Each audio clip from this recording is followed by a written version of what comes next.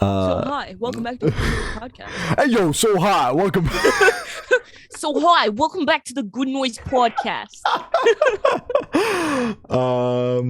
So hi, welcome back. Okay. So hi, welcome back to the Good Noise Podcast. I'm Shane. I'm Glory. It didn't work. We've got a big change for this episode. I finally got curtains. Everybody clap. We did it. We took, 3 years now? You can finally see me at all hours of the day.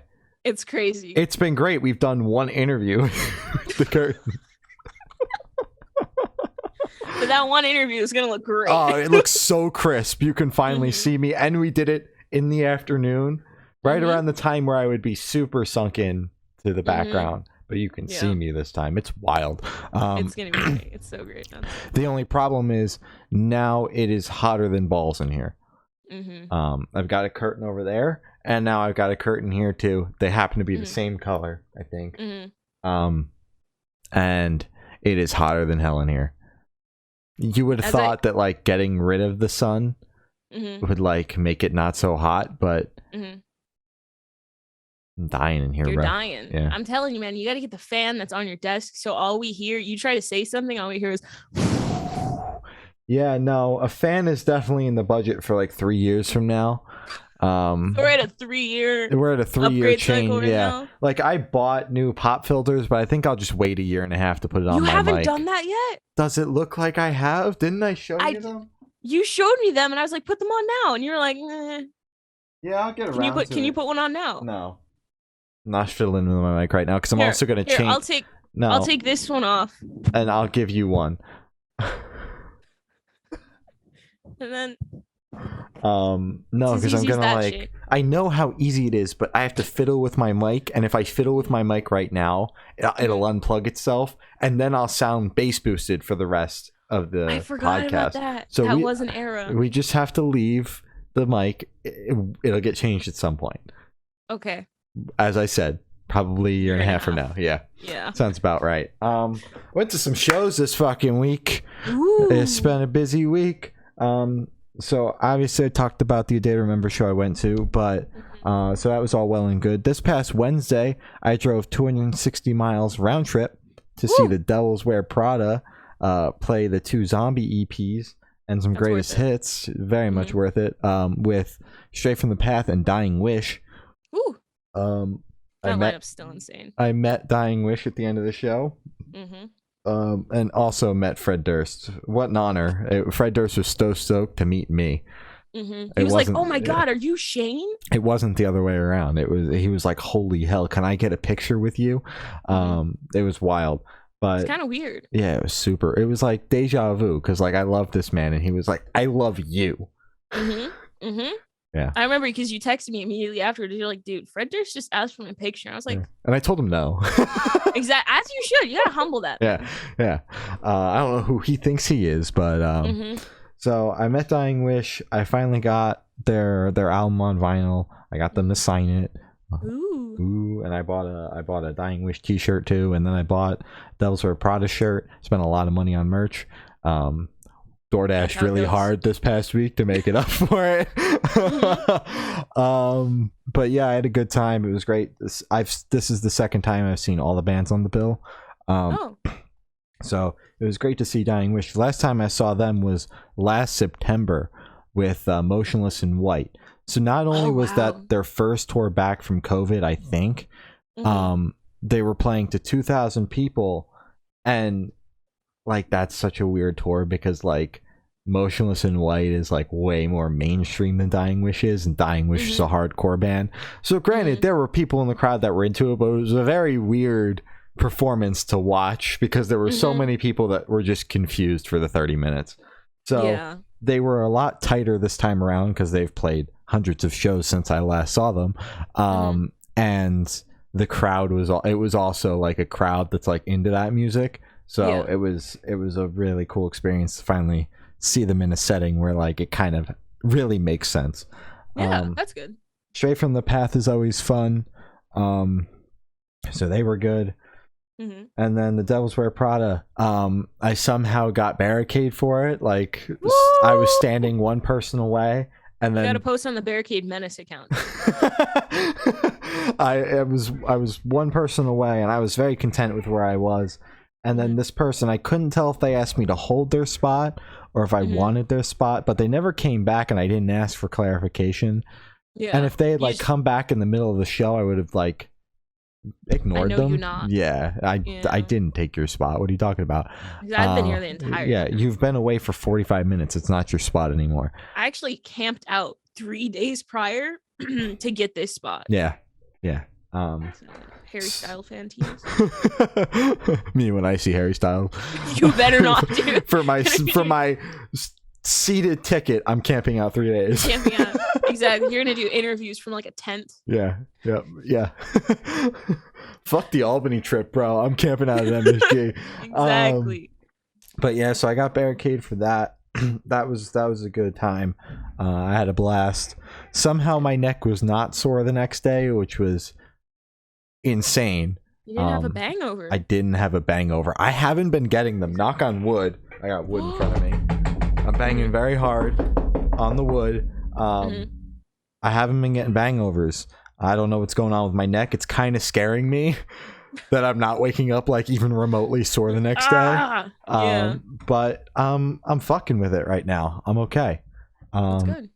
So yeah, I had a blast at the show. But there was also a local opener that was a complete train wreck. Complete train wreck. It was so bad. I don't know how many, like, I know you're there to promote your band, but it's like, dude, there was a screen behind you that had your band name on it. Okay. So we all knew that your band name was Traverse the Abyss. Traverse the Abyss or Traverse the Pet. I don't even fucking remember the band name. He said it 6 times. He said it 6 times and had us repeat it back at him, and I still don't remember it. Wow.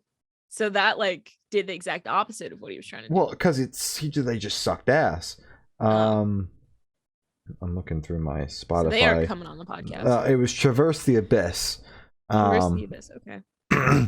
So, all like the songs weren't the best, but probably the most laughable part was that it was mixed so poorly, and this might not be their fault.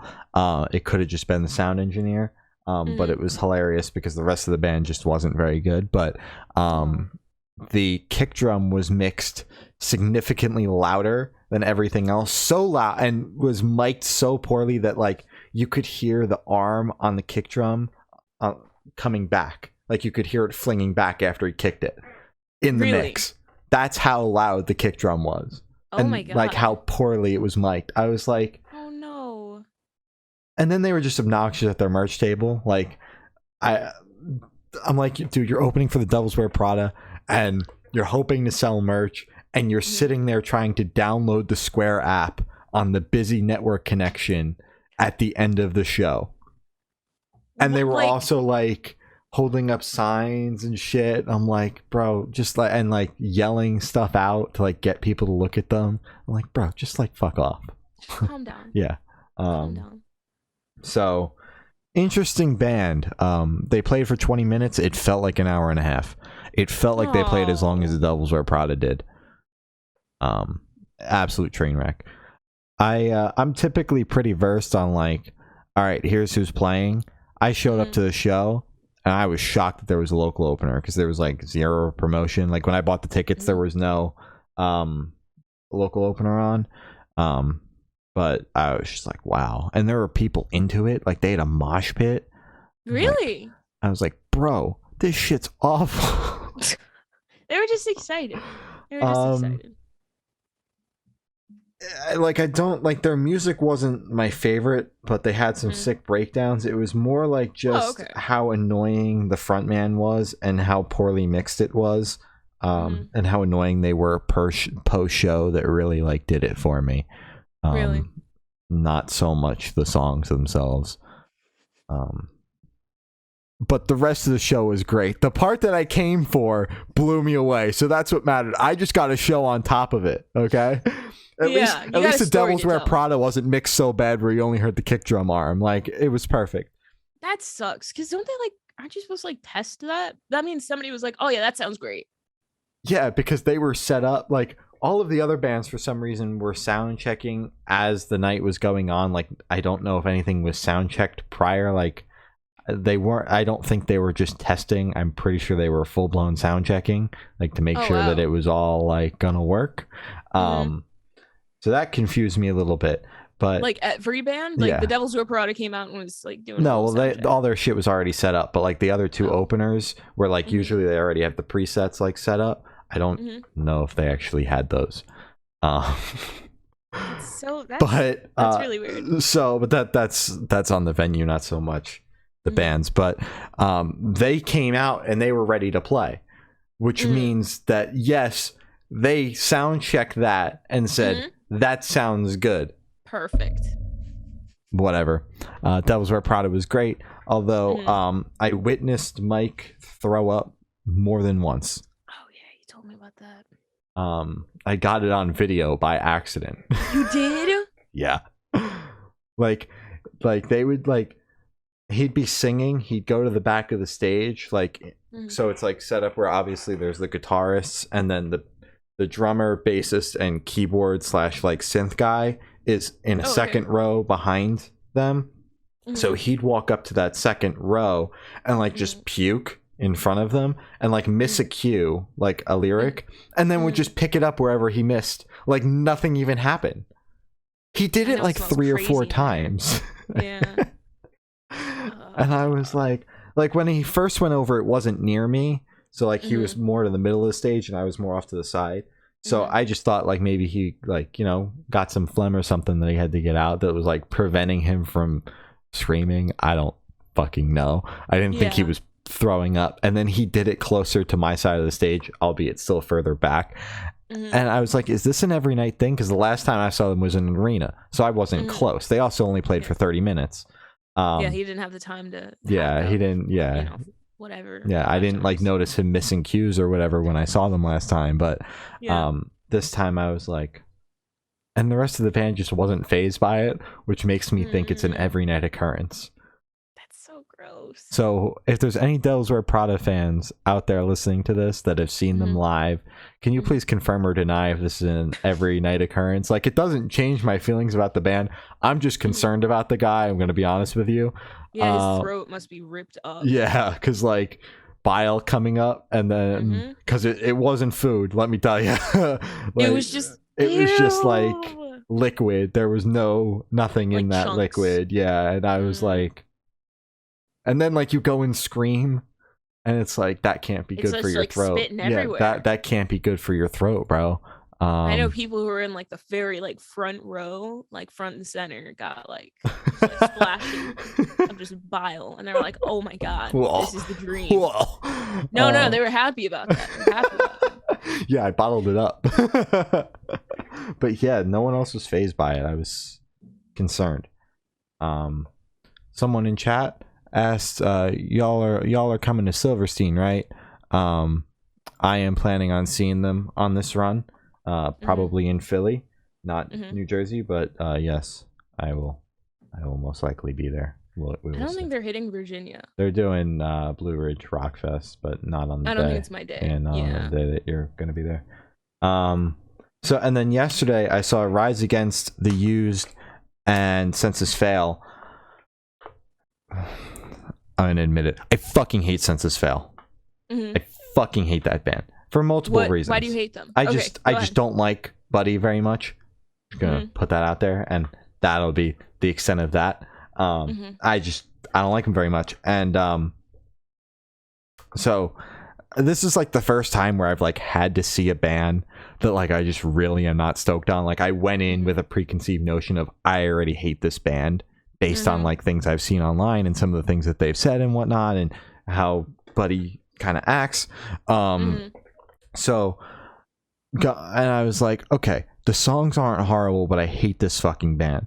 So I'm not gonna like get super into it or something, because the last thing I want is to become a Census Fail fan, because I know that'll happen. It's happened before. It'll happen again. You might as well just do it, man. No, absolutely not. I fucking hate this guy. So, like, obviously they're playing to a crowd, an older crowd. The Rise Against crowd is mostly on the older side. So all of these people know their older stuff because they were a huge band like in 2002 with their first record and whatnot. So they were playing songs off that. People are stoked. Everybody's singing along. They play a song off their new record, I think, and it was one of the few songs by them that I actually really like. I think I might have been the only one singing along. I was cracking up because I don't like this band, so they played 2 of their new songs and not a single soul new. Like the crowd stopped moving because like there was a pit going for their older shit, and like they played the new stuff, and the new stuff isn't horrible. Like we covered a couple of the singles, and it's not god awful. So it's not like they went fucking pop or some shit. They kind of stayed in their lane, but it's just like no one was into it. That's crazy. But then they played the old stuff. Everybody knows that shit because they grew up on it. But it's just like, that blows my mind. And then what also blows my mind is that a band that was that big earlier in their career and is still pretty decent size, like the headliner that they were supposed to go on that they canceled, was in 2,000 cap rooms. Like, that's no joke. No. But it blows my mind that they ended off their set with covers. They did a melody of Down with the Sickness, Break Stuff, and Bulls on a Parade, or that. Bulls in the Bronx? No, the Rage Against the Machine song.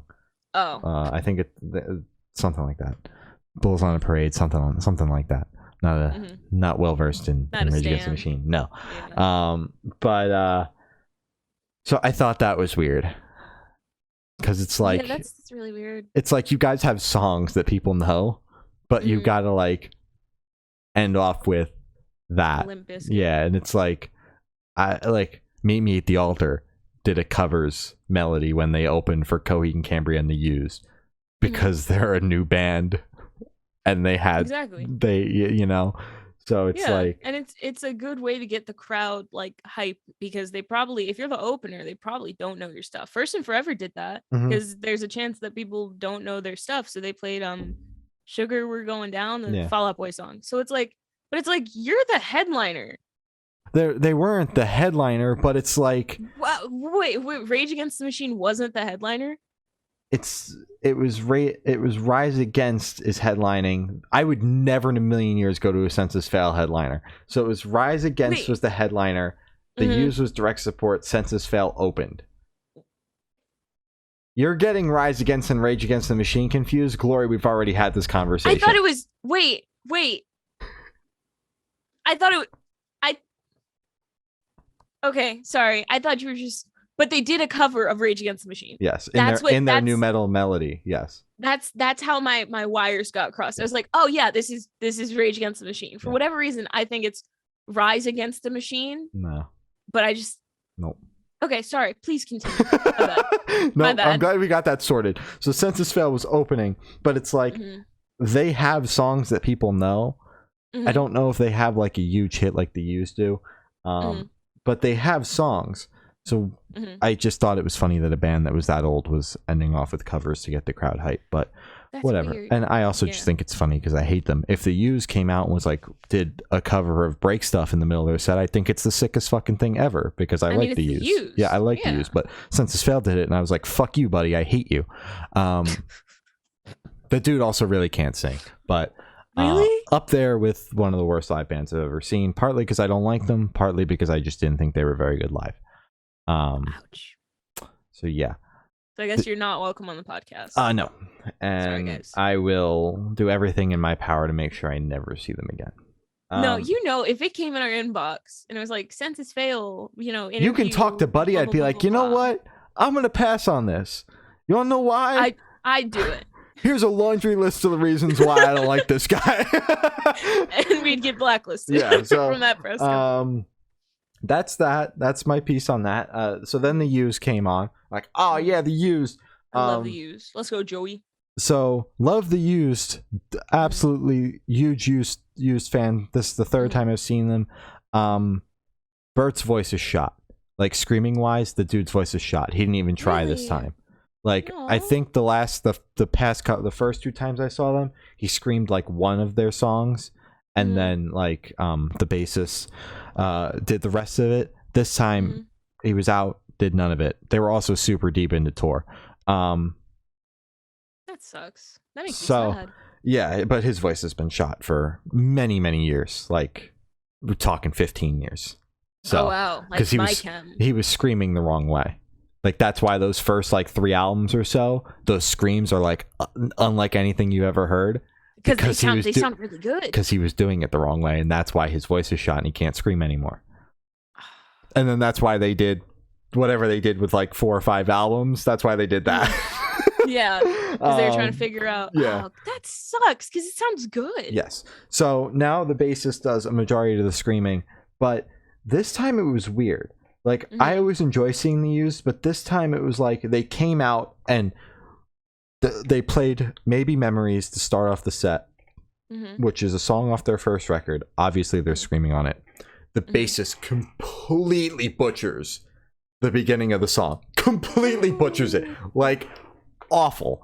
And I'm like, okay, we can recover. The rest of the song just wasn't very good.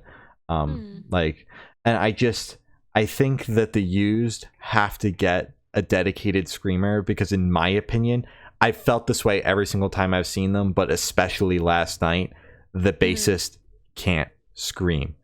And it's partly because the screams that are on those records are unlike, you can't repeat that unless you want to blow your voice out. But I also just feel like he's really not like cut out to do it. Like he was just, they were just like, well, shit, we have to play these songs because these are the songs that people know. But like, yeah, like who wants to do it? And they like, they have the other 2 guys, the bassist and Joey, like singing as well. But their mics are significantly lower, but it's like they're not just doing backup vocals, they're picking up for Bert midway through songs. Like, really? Well, not like picking up and then finishing it, but like they'll sing a line or two. Like, they're not just doing backup, you know? And like the bassist is screaming. So it's like, why aren't their mics louder? So I personally think that it's time for them to get a dedicated screamer. But I don't think they ever will. There was just also a lot of like dead space in the set where it was like, because the bassist also can't do prolonged screams, which is why they play Bird and the Worm partial every single time, because the second half of the song is just absolute chaos vocally. So it's like he can't do long screams, so it's just instrumental for like an awkward amount of time, because it's like you know words are supposed to be there but no one's saying anything, and is it like the crowd pitching in? Is it no, because it's also not a headliner, so like obviously majority of the people know the used, the same reason why there are people singing to fucking Senses Fail, but it's like all 5,000 people aren't there for the used, so not all 5,000 people are going to pick up for Bert, you know? So that's sad. And I feel like it's gotten worse each time I've seen them, like the amount of space that they'll leave out in a song. So I left it feeling like it's time for a screamer. But they always put on a good show. So it was great to see them, especially in a standing room setting. But I'm stoked. They said they've got a headliner coming at some point because they've got a new record finished. So I'm stoked to see them finally actually headline. I saw them headline a festival. I saw them as direct support in a amphitheater. I saw them headline a festival in the amphitheater, and I've seen them direct support in a standing room area. So I'm excited to finally see them headline, because I've seen them play the same set list, barring 1 or 2 changes, 3 times. So, and it's like I've also seen the same set list 3 times, and each time it's just become like progressively like, what the fuck is going on? That sucks so bad. So I'm glad they're still kicking, but I really do think it's time to like find someone to do the screaming. Like I just keep thinking back to like do it like an I Prevail, where they've got a clean, they've got a screamer in the band. He doesn't have to like become part of the band, although that would be cool as well, because they're like their last record was so good where like they did a great job of like combining the heavy but also making it so that Bert wasn't screaming, and when there was screaming there were only a couple of songs and they had features to do it. But it's like the songs that people know aren't those songs, so they're still playing songs off the first 3 records, but those are the ones with all the screaming, the rough screaming. Yeah, so it's always confusing. But I enjoyed it, even though I was sitting there like, can we just get a screamer out here? Yeah, somebody hop on stage. Or can we turn up the fucking mics, please? And then Rise Against, saw them for the second time. They're always good, but I spent a lot of time talking, like a lot of time talking. Like, could have played 3 or 4 more songs. That's how much time we spent talking. Were they like talking to each other or like the crowd? No, like talking to the crowd, like speeches and shit in the middle, because they're very like politically driven. So it's like a lot of like stuff about that and shit. And I'm like, this is great and all, but we're 5 songs in and it's been 45 minutes. Like, can we get this going? And like, I recorded Nowhere Generation because that's like one of my favorite songs by them, and I had my phone up in the air for 7 minutes because the guy just stopped in the middle of the song to talk for 2 minutes. I mean, is he like the new voice of a generation now, or no? No? Okay, that spot's still secure. Okay.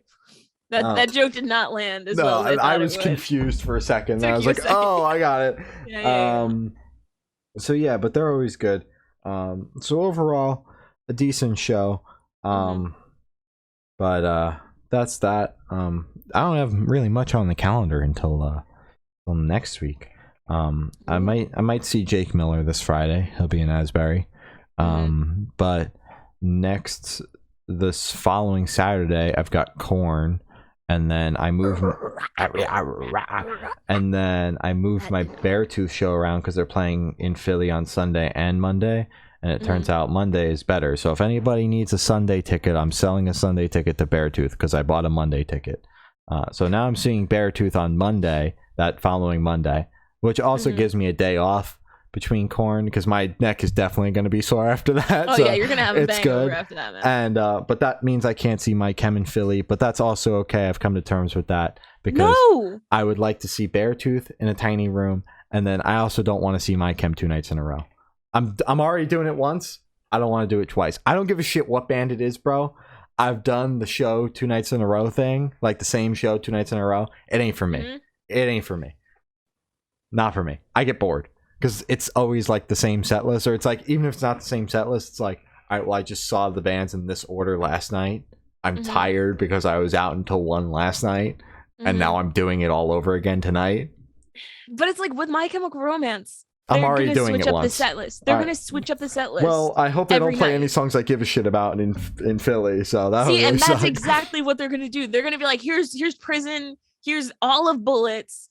And we're going to dedicate this one to Shane because we thought Shane was going to be here, and then you're just not there. I'll be in Philly. The Beartooth show also happens to be it's going to be a lot cheaper than going to an arena, because not only do I have to pay resale prices to go to that arena, then I got to pay $30 to park. There's not a show at the Fillmore when Beartooth is playing in the tiny room, which means parking at the Fillmore will be free. Okay, Shane, get your deal, man. I did my deal. So I moved that around, and then I see My Chem that Tuesday, and then I see Harry Styles that Thursday. Holy shit. It's getting started. Hell week. Yeah, Hell week, man. Hell week. But my Hell week shifted around a little bit. So I got a day off now. Yeah. Good job, and then you've got My Chem. I have My Chem, but that's next week. I think, fingers crossed, I'm going to try and see Pulses on Friday. I still have to like try and convince my brothers to drive me up there last minute, but we're gonna see what I can do. Nice. Because apparently Dylan from Stay Put is also gonna be there. So now we're like, oh my god, we were supposed to meet at the weekend show, and I forgot to tell him that I wasn't gonna be there, and he was like, "Are you excited?" And I was like, "Shoot." Oh yeah, I'm not going. Yeah, sold those tickets. But now we're supposed to meet, and then I'd be meeting all of Pulses. I don't think I've told them that I'm trying to go yet. I don't think I'll be staying for the headliner because I don't know who they are. But then My Chem would be my next one, and then Heart Attack Man the week after. Nice. So pretty stacked week, man. I don't have a hell week though. So yeah, no, I got plenty of those coming up. I'm still trying to like secure my schedule for September, because before you know it, it will be September, and before you know it, all of our slots for the rest of August will be taken. So I'm like, I gotta start like thinking about what I'm going to, what I'm not going to, when I can do an interview. Like, so there's a lot of scheduling to be done. But I know, like, I looked at like tickets that I have bought, and it's really only the My Chem shows. Like, really? I know I'm gonna do Bring Me the Horizon. I know I'm gonna do Silverstein. I know I'm probably gonna wind up doing Mom Jeans. Most likely, I might do Rammstein, because they only tour the U.S. like once every 10 years. So the next time they tour the U.S., they'll be 100 years old, and I'll be almost 100 years old. I'll be almost 30 at that point. Jesus Christ! Ew. Yeah, exactly. So that's why I'm gonna go this time around. And then I don't know. I'm still debating Five Finger Death Punch. That Megadeth direct support slot for an hour is not sitting right with me. That show is not sitting right with me. Yeah, well, they announced a tour today with a country artist. That's a red flag. They're doing a tour in the winter with a country artist. I'm like, holy hell, this is bad. Man, I think you should move to Virginia and work at my job, because I talk to my coworkers about music a lot, right? Because that's like what we do. And 2 out of the 4 that I have tried to, talk music with have been like, oh my God, I love Five Finger Death Punch. I love Limp Bizkit. And I love, what's the other one? Limp Bizkit, Five Finger Death Punch, the other one that I hate. Papa Roach. So my people. They will be going to, because Five Finger Death Punch is coming to Virginia as well. I'm pretty sure. I know. So you should go. I'm saying, no, I will not come back from that show, dude. That's how bad it is. That's not going to work for me. But yeah, I didn't know there were more of you out there. I didn't either. I thought like you were just like the only like Five Finger Death Punch fan. They're playing to an amphitheater just to me. Exactly. I just see you in the middle of the crowd. Yeah. So yeah, exactly. I'm debating that. I'm not like on the tier list is pretty much just the way I spilled it out. Like in terms of tickets I have to buy, which is Bring Me, Silverstein, and then Mom Jeans, and then probably Rammstein, because that's the closest in September, and then Five Finger Death Punch if I have any money left over. Like any pennies left over after that. I'm glad that's at the bottom of the list. It's only at the bottom of the list. Like I want to see them at some point, just because I like some of their older stuff. Not a big fan of them as people, but I like some of their older stuff. So they're on the list, but that I fucking hate Megadeth. I have to buy 2 tickets so I can leave in the middle of the show. So that's such a bad lineup. Yeah, it's a really bad lineup. It's like the exact opposite of the Devil's Wear Parada lineup. Yeah. Which is like every time I hear it, I'm like, that's such a good lineup. Yeah, and then I tell you the Five Finger Death Punch lineup, and you're like, ooh, you're gonna pay money to go to that? Exactly. You couldn't pay me to go to that. Yeah. So definitely still debating that one. If anybody would like to try to talk me out of it, please feel free. I would love to save $70. I will gladly talk you out of that. Or if someone would like to Venmo me $70. No. What's your Venmo, Shane? That is cool as well. My Venmo is your mom, 69 420. Okay, man. Well, we've also got music to talk about, and we have an interview to do, so we got to get a move on. Pale Waves put out a new album, Unwanted. I enjoyed this record a lot. We spoke about their last album, and although I think we both kind of decided it was all right, I know at least for me it wasn't my favorite thing that came out last year. So much so that they didn't play very many songs off of it when I saw them open for 5 Seconds of Summer. So, but I really enjoyed this record, and I liked the way that they spaced out the track list, where it was like, it wasn't so much based on how the record flows, like the ebbs and flows and shit, although it did flow well. It was also the way they placed the singles in the track list made it feel familiar while you were listening to it, but they didn't front load it with singles, and then the back half you were confused. So it was like you knew a song, and then there were two songs you didn't know, and then there was a song you knew. So I like that.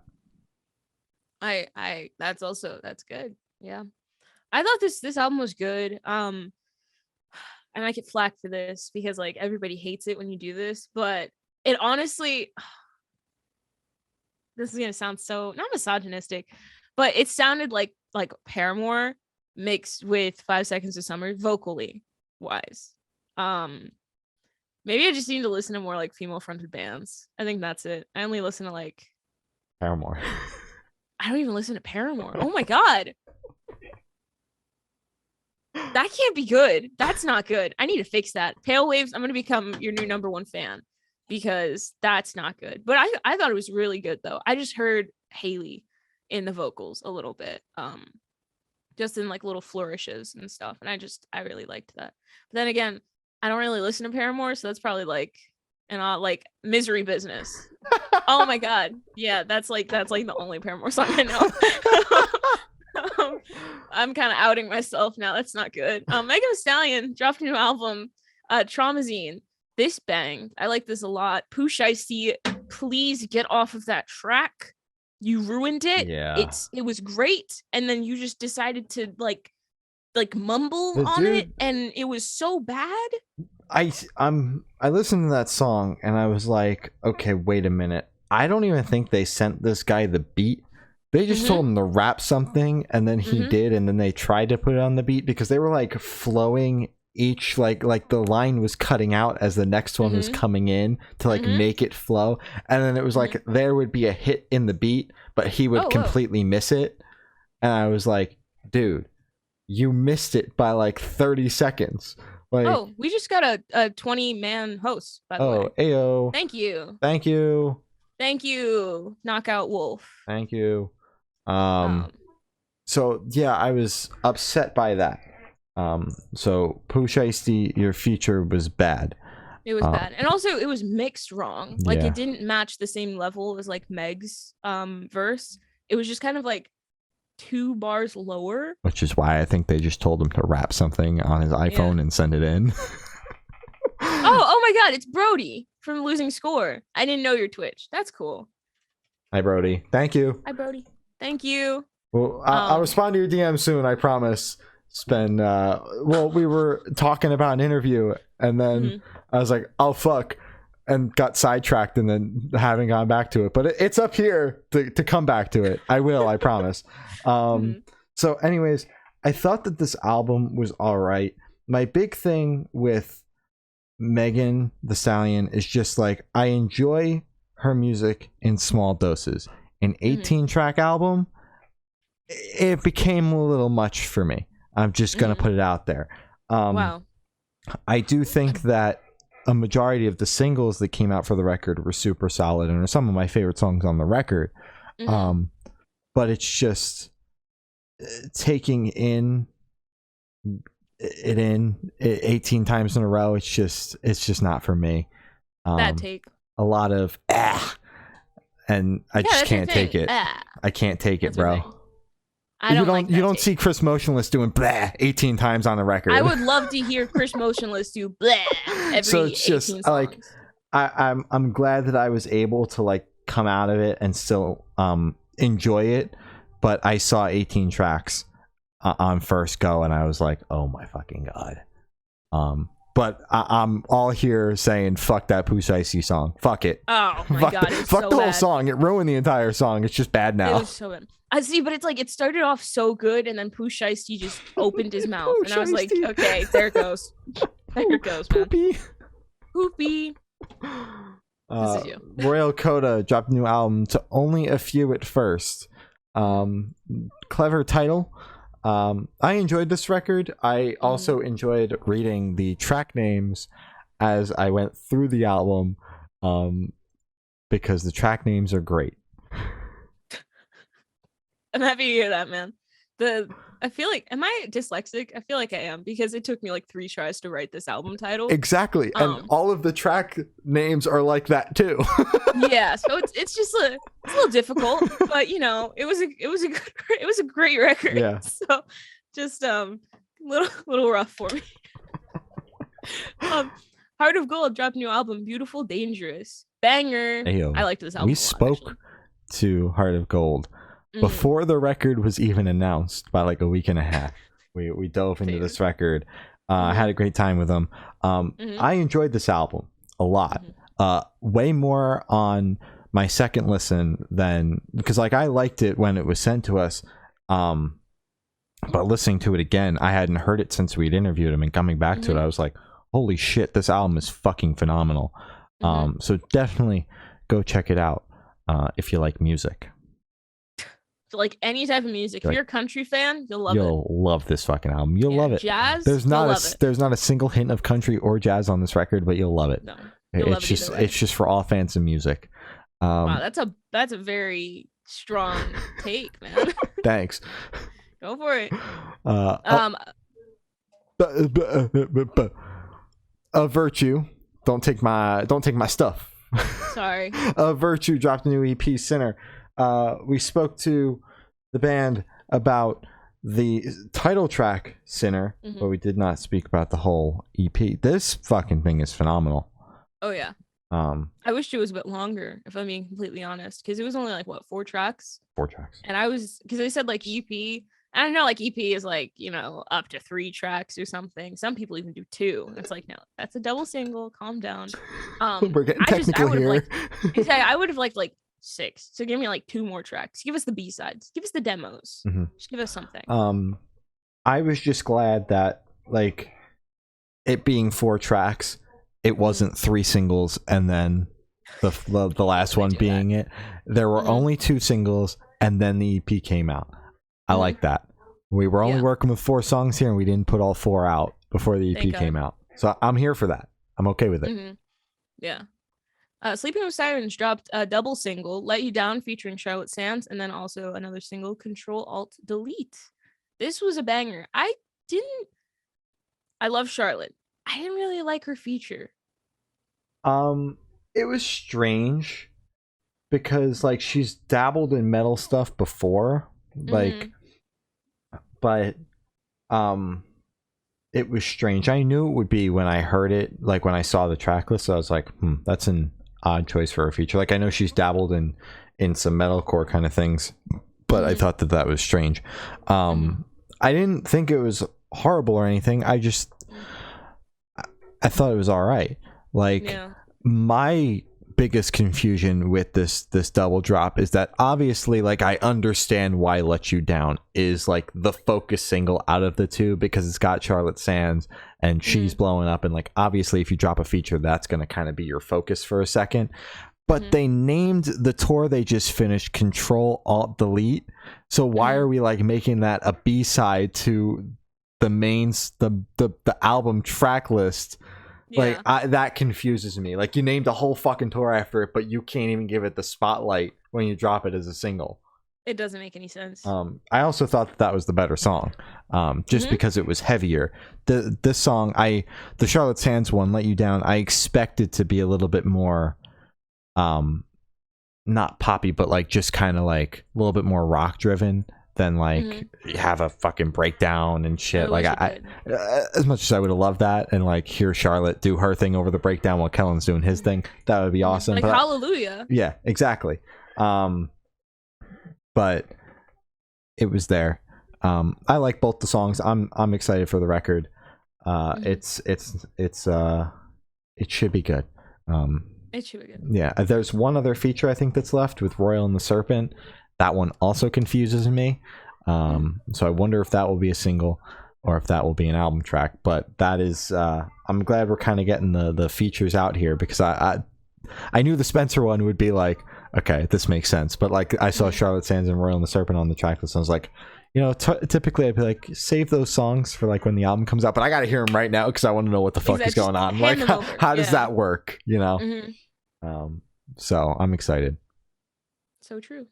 Rex Orange County dropped a new single, Threat. I did not like this.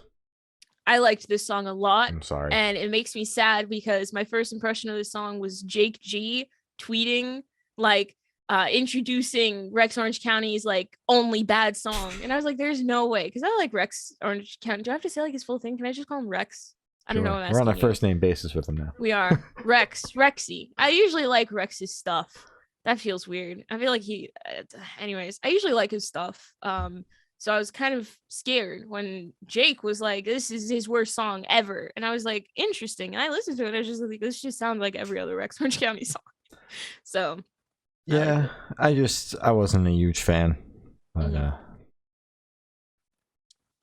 fine. That's my take. Fit for a King dropped a new single, and then in parentheses, the other side. Fucking smacker. I'm excited for the album. I'm gonna see them twice this fall, so I'm very excited. Once before the album comes out, once after the album comes out. Ooh, I'm pretty sure I'm seeing them at the Blue Ridge Rock Festival, so that should be a lot of fun. Should. I did like this track a lot, actually. I usually like Fit for a King. Their stuff is usually consistently good. I don't think they've missed since we've no, I'm not super diverse on like their older stuff, but like The Path is a 10 out of 10 record, and this one is shaping up to be so far as well. So New Year's Day, put out a new single, Hurts Like Hell. Finally got some New Year's Day here. Where were they hiding? I feel like the last time we spoke about them was in like 2020. The last time we spoke about them was when we spoke to them about their 2019 album. Unbreakable, I think is what it's called. I think so, yeah. It's been a minute since they put anything out, and my best guess is probably that it had something to do with the pandemic and being like, we're gonna wait to, like, we've had our album done since 2020, but we'll wait to put it out until touring's back. So they announced a tour with it. Surprise, surprise, but I'm digging it. I'm liking the new stuff so far.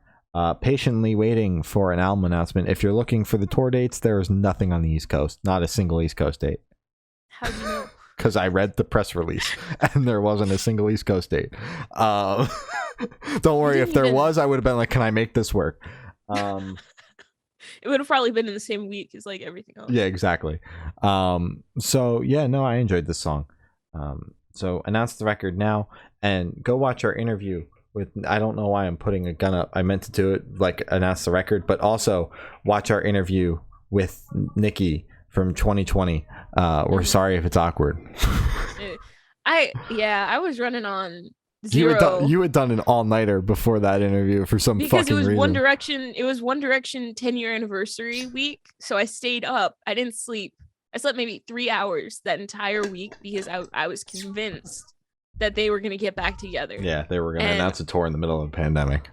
And all we got like Harry like acknowledging that the band was a thing, and then like Louis did like 2 interviews, and then like Liam did like 1 interview, and then Niall like tweeted. Like that was it. Zayn said nothing, rightfully so. Good for him. And you got some remastered music videos. we got 4K music videos, and then we got a website full of pictures that we've all already seen. Oh, and the One Direction account also acknowledged that One Direction existed. Yeah, also acknowledged the existence of the band. That was such a dumb day, dude. So, I wasted so much of my time. It was fun though. Yeah, blast, total blast. Wouldn't have traded it for the world. No, I would have done 50 all-nighters and 50 interviews in between those. We're definitely gonna have to pick it up from this point forward. Shoot, we do have an interview. We'll just do yes. No. Have Mercy dropped a new single, Fast Car. Yes, I love this one. Bangs. We got an interview dropping with them this week. Go watch it. Point North put out a new single, Recover. Holy shit, they got breakdowns now. This song fucking rocks. I had higher expectations for this song. It didn't really meet them, but I did enjoy it. I was expecting like super heavy. It goes harder live. I'll just have to see them live then. You do. Mm-hmm. Nothing More dropped a new single. You Don't Know What Love Means. Shane? My bad for breathing, Glory.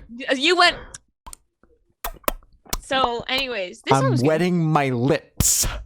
You. Dude, how did you feel about this track? I feel like this band had 2 amazing singles to start off the album cycle, and now the rest of the songs have just been okay. I'm starting to get a little concerned for this album because we're 2 for 4 now, in my opinion. What'd you think? I thought it was good. Good. The Somerset dropped a new single, Hard Candy. This song fucking rocks.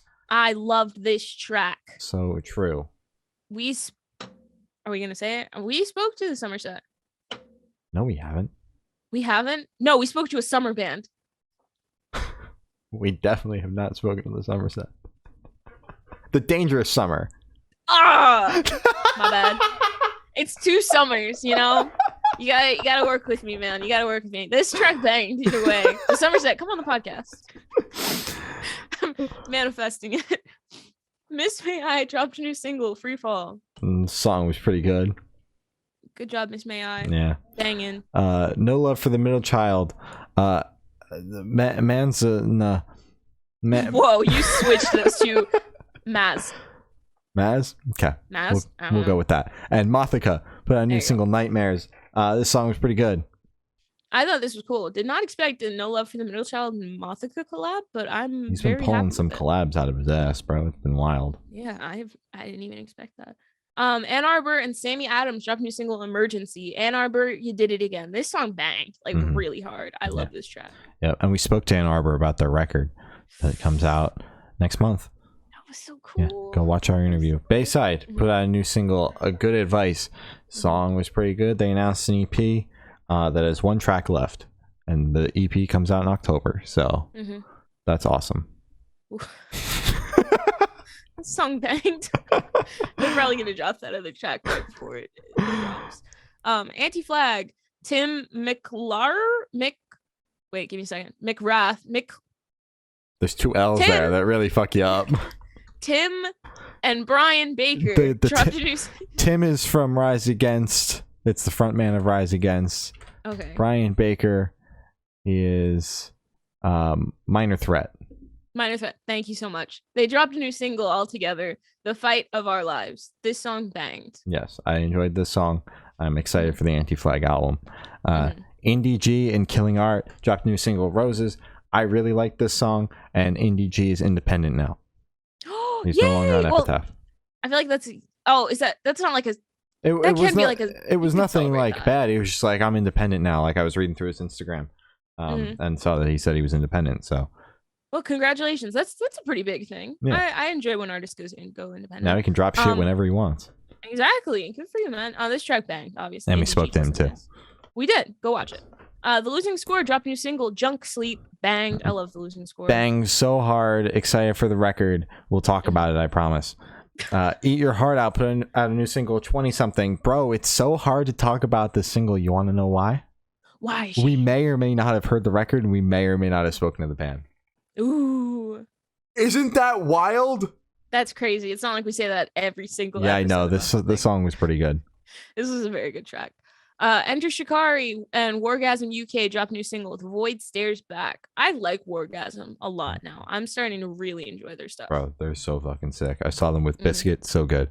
But yeah, this song is really cool. And I liked how it wasn't just like they hopped on a verse, but it was like they were intertwining the voices and shit. And it was awesome. I enjoyed the song. So true, man. That is all the topics we have today. You can follow us on Twitter. It's good_noise_cast. Instagram is Good Noise Podcast. Facebook is Good Noise Pod.